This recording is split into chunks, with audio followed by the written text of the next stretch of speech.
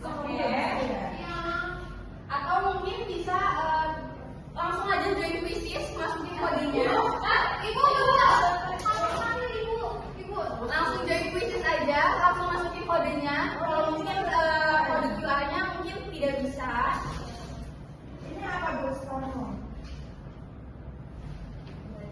Kita langsung kita menggunakan kode aja, jadi kita pakai quizzesnya aja.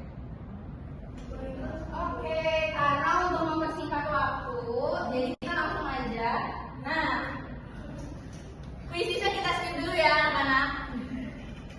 Nah, di sini sebelumnya ibu mau tanya nih, ada yang tahu nggak apa itu ruang? Sebelum kita ke materi dilatasi waktunya.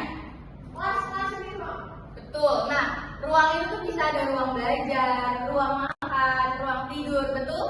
Betul. Nah, ruang di sini nih bukan ruang yang seperti itu ya anak-anak. Nah, ruang di sini nih merupakan kerangka acuan untuk materi dilatasi waktu kita. Di mana kerangka acuannya ini terdiri dari 3 dimensi, yaitu panjang, lebar, tinggi, dan satu lagi yaitu waktu. Nah, kita ini ruang ini terdiri dari panjang, lebar, dan tinggi. Kita misalkan sebuah pensil, ibu taruh di atas meja ini. Untuk panjang dari pensil yang ibu taruh di dalam ruang ini adalah jarak antara si pensil ini terhadap pintu.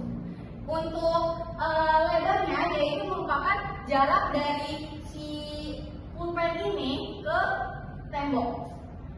Dan tingginya adalah tinggi dari si pulpen ini menyentuh ke dasar lantai lab mikro ini. Jadi bisa dipahami anak-anak tentang ruang. Bella tadi nggak ngerti Ibu kata dulu. Nah, mungkin kita kalau belum paham kita ke ilustrasi dulu kali ya anak-anak.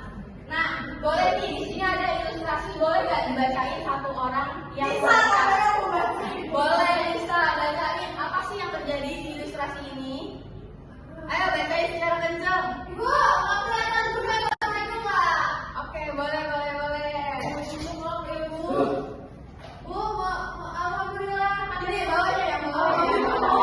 Siswa A dan siswa B yang berbeda melakukan janji kemungkinan ke sekolah Bu. Terus si B-nya nggak bisa karena gurunya datangnya telat.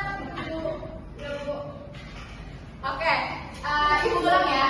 Jadi di sini ilustrasinya adalah seorang siswa A dan siswa B yang berbeda kelas melakukan janji temu di kantin sekolah pada pukul 10. Saat bel istirahat berbunyi, siswa A datang tepat waktu, tetapi siswa si B itu datang terlambat pada pukul 11. Jadi topik permasalahan utama dari si ilustrasi ini adalah masalah apa? Waktu. Nah, betul, tentang masalah waktu. Nah, waktu ini ada kaitannya loh anak-anak dengan ruang. Jadi, ruang dan waktu itu merupakan satu kesatuan dan dia tidak bisa terpisah. Kenapa sih ruang dan waktu dalam dilatasi waktu itu tidak bisa terpisahkan? Nah, karena ketika sebuah benda bergerak sangat cepat melewati sebuah ruang, maka si benda tersebut itu posisinya sudah berpindah. Yang tadinya dia di dimensi waktu, dia menjadi di dimensi TK. Yang tadinya posisinya di dimensi ruang menjadi di dimensi waktu. Karena si benda tersebut itu melewati dengan kecepatan cahaya, maka bagi kecepatan cahaya si kecepatannya itu tuh bersifat mutlak. Karena di dilatasi waktu itu ada dua, ada kecepatan cahaya dan kecepatan waktu. Kecepatan cahaya itu sifatnya mutlak, dia itu tidak boleh berubah-ubah bagi pengamat, maupun pengamat yang diam ataupun yang bergerak. Sementara kecepatan waktu itu tuh sifatnya bisa berubah, fleksibel. Jadi yang di sini yang berubah adalah kecepatan waktu. Berubahnya adalah dia melambat.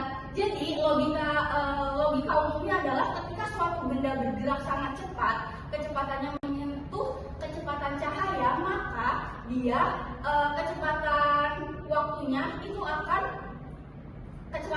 akan melambat. Gitu. Nah, di sini ada pengertiannya. Dilatasi waktu adalah fenomena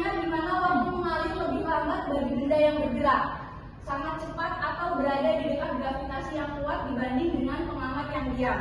Jadi intinya kalau suatu benda bergerak sangat cepat mendekati kecepatan cahaya, maka dia di dalamnya itu akan terasa lambat. Tuh. Nah, di sini kita akan diskusi nih anak-anak.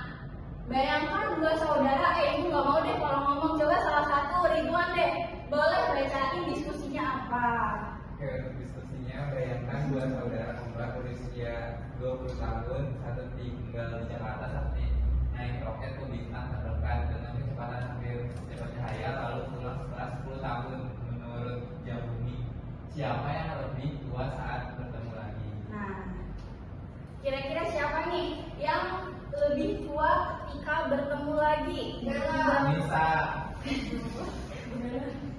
Oke, kita bayangkan di sini si A adalah Ridwan, si B adalah Nisa. Kira-kira yang lebih tua Ridwan atau Nisa? Oke. Nah, mungkin bisa di-scan teman-teman.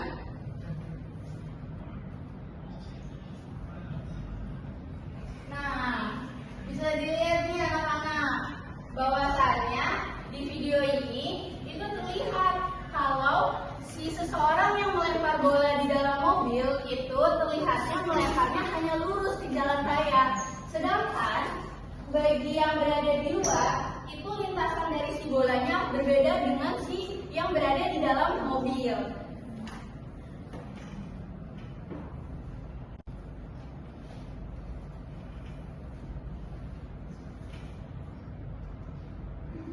Nah, kira-kira kesimpulan dari video itu ada yang bisa jelasin nggak?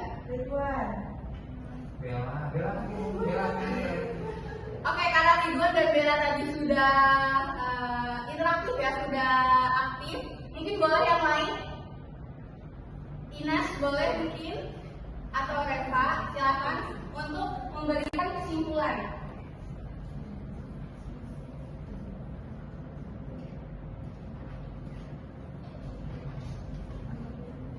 Untuk memberikan kesimpulan dari bagaimana video tersebut. Iya Bu, jadi kesimpulannya tuh bolanya mantul sesuai dengan Oke, ada lagi yang ingin berpendapat?